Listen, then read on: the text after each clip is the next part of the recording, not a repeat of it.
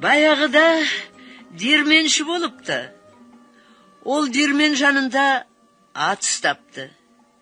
Дерменші оны мініп, жүк тасумен жүдетеді. Тек құр сүйегі мен терісі ғана қалады.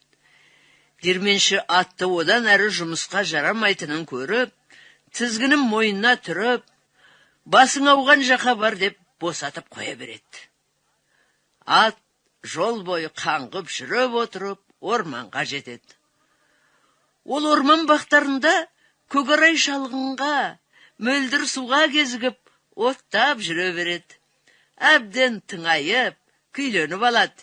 Жіні жылтырап, бүйірі шығады. Бұрынғы ырсиған қабырғасына май бітіп, жұмырлана түседі. Ат емін еркін жайылып семіреді. Тіпті ертеңгілік және кешкілікте ойнақ салып секіре бастайды. Көк шөптің үстінде жатып, аунайтынды шығарды. Сөйтіп жүргенде аса қатерлі жағдайға тап болады. Оны аю көріп, торуылдап, маңайынан шықпай қояды. Оны құлқынына түсіруді ойластырады. Ат оған осқырынып: «Сен, ақымақ аю, мені жеймін деп ойлама. Егер менімен жамандасатын болсаң, қас қағымда күліңді көк ұшырамын», дейді. «Немене, сеніңше менің тісім қаусап, сенің теріңді сыдырып, етіңді жей алмайтындай халге жетті деп тұрсың ба мені? Соншалықты сен күштімісің? Қалай деп ойлап ең? Олай болса, күш салыстырып көрейік. Әуелі қайратыңды көрсетші», дейді ат. Аю жан жаққа барлай қарап, мүжілген шоқыны көреді. Ол шоқыға келіп, оны құшағына қысқанда, құм секілді ұнтақтап желге шұрып жібереді. «Бар болғаны осы ма?» деп сұрайды ат. «Ал мен тасты қос аяқтап тепсем, оны күл ғып ұшырмақ түгілі, одан от та шығарамын». «Көріп тұрмын, сен тым мақтаншақ екенсің», деп бұрқанады аю. «Жүр, жолға шығайық, өзің көзіңмен көресің».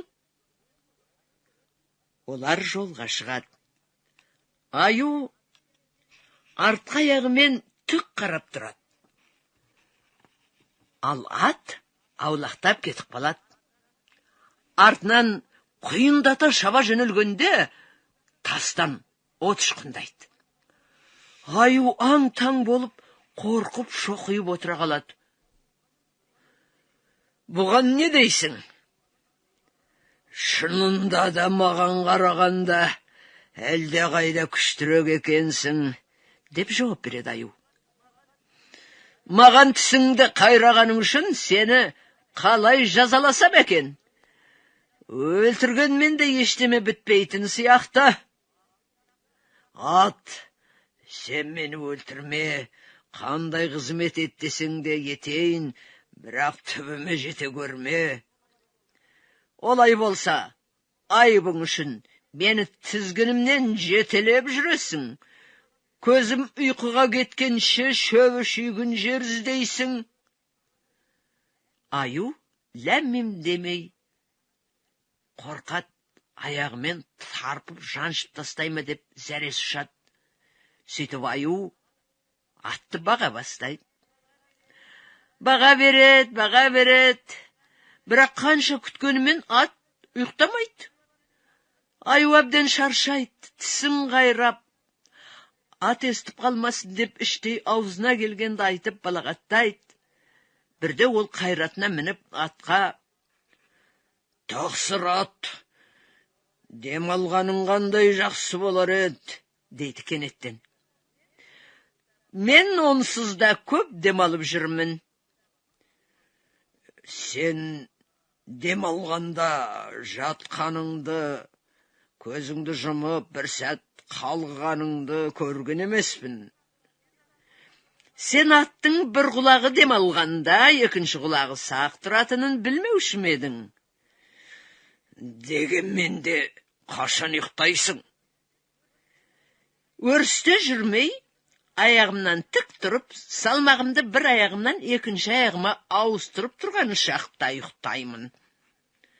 Бұл сөзді Аю жадына сақтайды да, аттың қай уақытта өріске шыққанын, қалай су ішкенін, қай уақытта орнында демалғанын бақылай бастайды. Бірде Аю аттың тырп етпестен жанарын бір нүктеге қадап алып, салмағын бір аяғынан екінші аяғын ауыстырып тұрғанын көреді. Осы сәтте ол қолынан тізгінді босатып жіберіп байқайды. Ат қаннан қаперсіз тұра береді. Аю бір адым кейін шегінеді, екі адым шегінеді, тұла бойы дір-дір етіп қара терге түседі. Ат орнынан қозғалмайды. Сол сәтте Аю алдыңғы екі аяғын желкесіне басып зыта жөнеледі. Жолды жол демей жан ұшырып қашып келе жатқанда, қарсы алдынан қасқыр кездесе кетеді. Достым, ажалдан құтылғандай неге соншама қашып келесің, деп сұрайды қасқыр. Анадан қашып келемін. Кімнен? Ой, ана ат ұйықтап жатыр. Ат па? Иә. Содан қорқып жүрсің бе? Нақ содан.